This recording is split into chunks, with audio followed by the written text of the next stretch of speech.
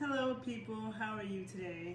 My name is Makeda Valletta, also known as the Renaissance Amazon. And usually I like to do this live on my IG page and then I repost it to my YouTube. But for some reason, for the past couple months, have had blocks on my IG page and I cannot go live. So I'm recording this on regular camera, so I'll have no interaction with you guys, which sucks. But if you're on YouTube and you don't follow me on Instagram, be sure to do that. I'll post my Instagram page below. And if you are on Instagram and you don't follow me on YouTube, be sure to follow me on YouTube at the Renaissance Amazon. I'll post it below. So for those of you who are unfamiliar with me, I am a critical thinker.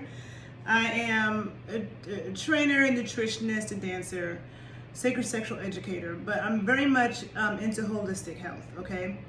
And you know, when you're dealing with holistic health, you're dealing with a variety of things. You're dealing with people eat, with, you know, their sleep, with their environment, the air they breathe, also with how they were raised, okay? And their mental health. All of that is a part of the picture when you're dealing with holistic health. And today I want to talk about people and their childhood issues, right? Because it seems to me that all the issues, most of the issues that adults have come from their childhood, okay?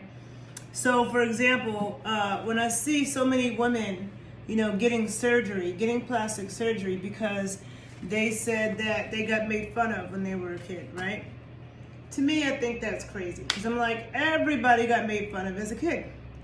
Some people worse than others. There are people who got bullied so bad they were afraid to go to school. My heart goes out to people like that, and I'm not pro-bully.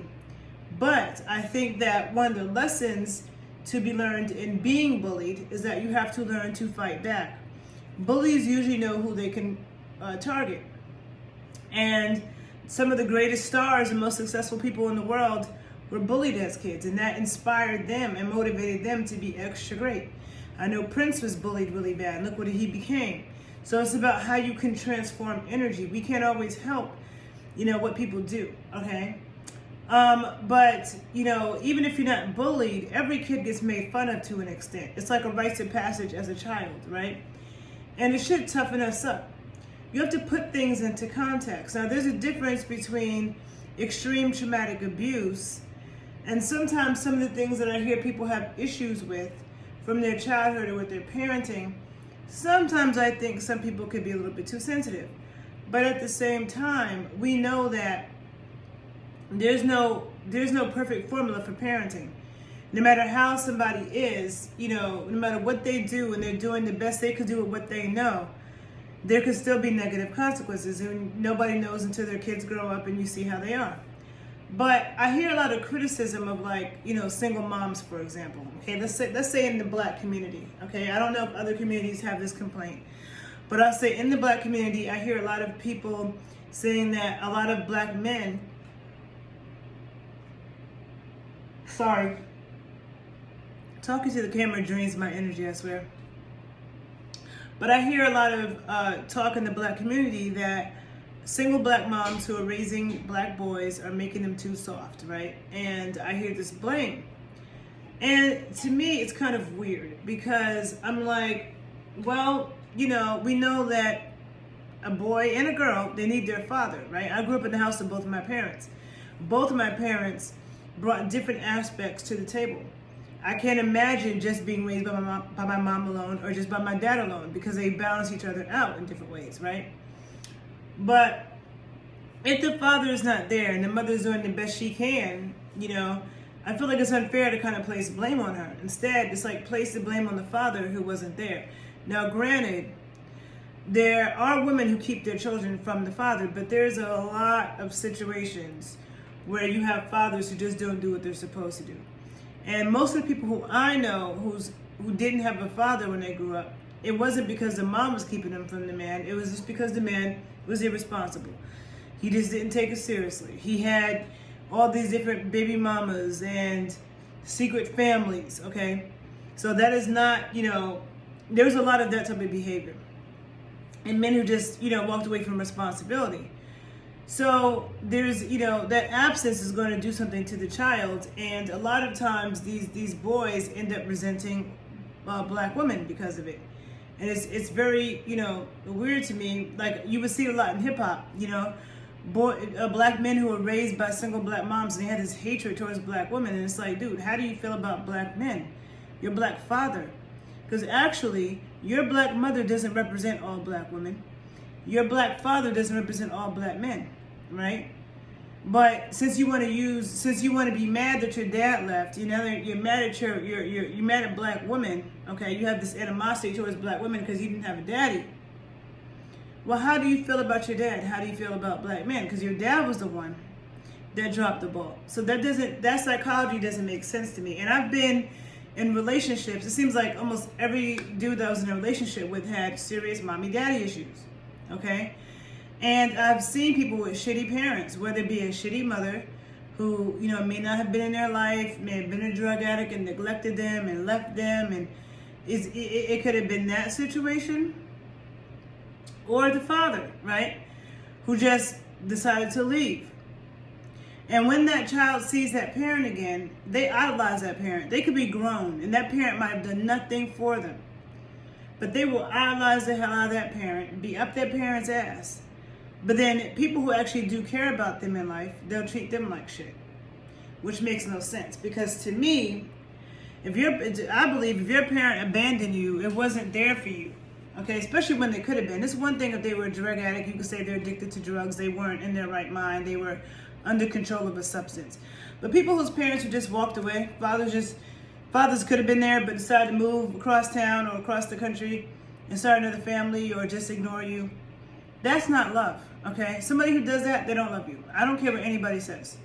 To me, there's no excuse for doing stuff like that. Take responsibility and take care of your kids.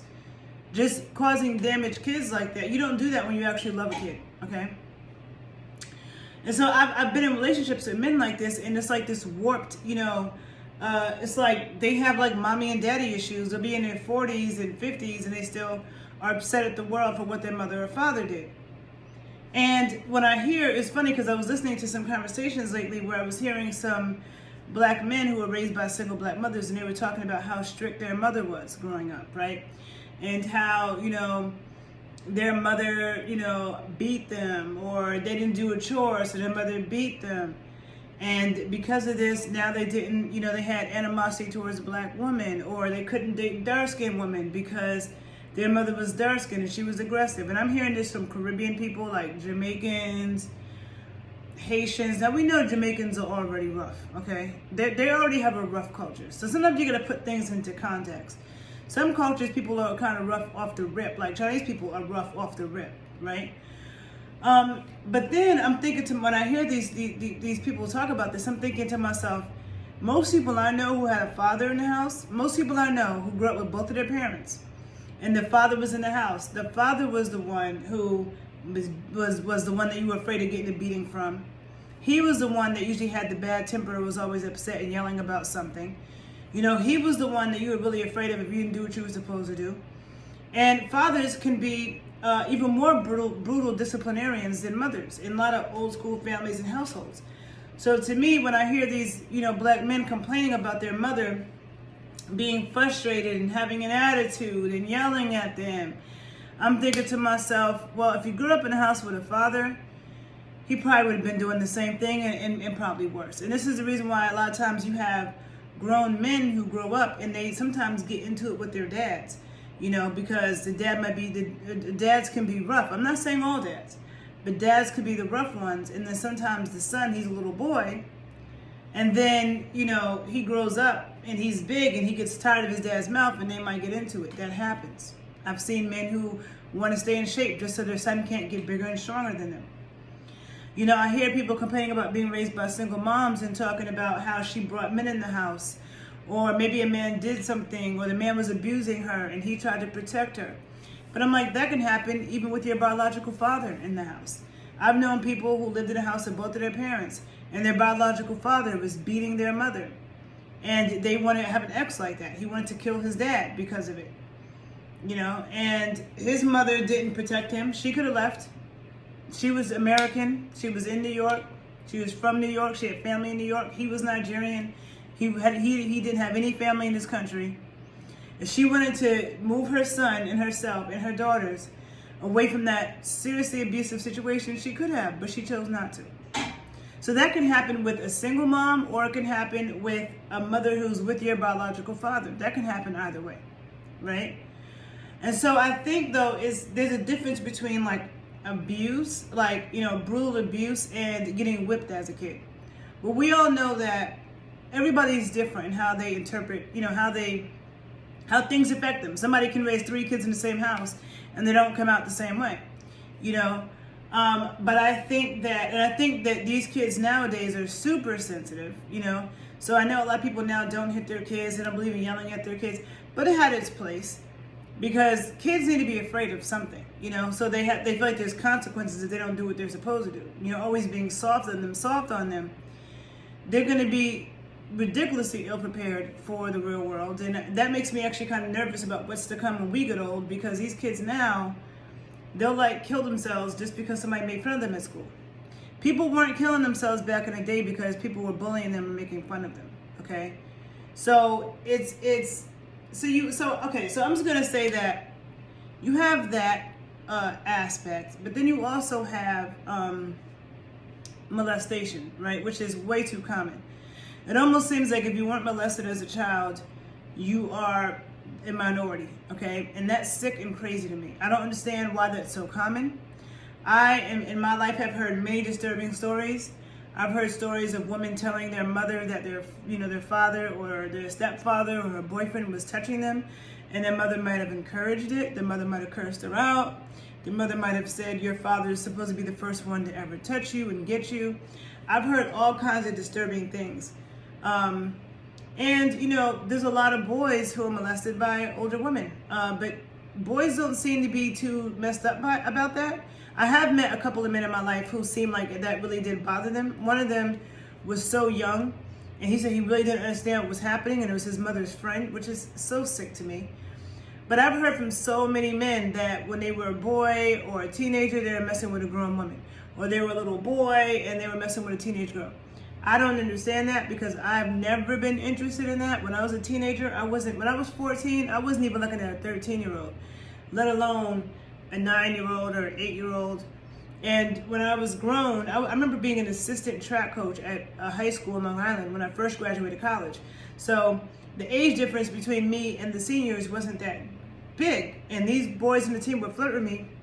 There was no way despite the fact that you get in trouble because it's just crossing a boundary, like even if I couldn't get in trouble, I still wouldn't be messing with no high school student when I was in college. So I've never been into that. But I realized I must be a minority because so many young boys have been, you know, messing with some older women.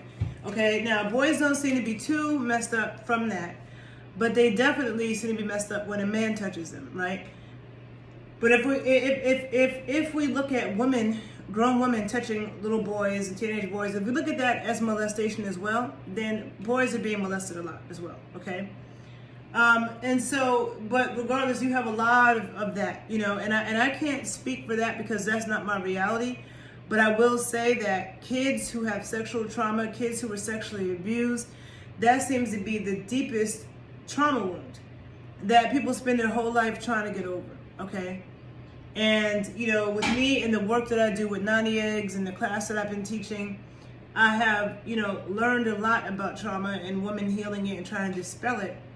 But still, it's very, very deep, and it's so common.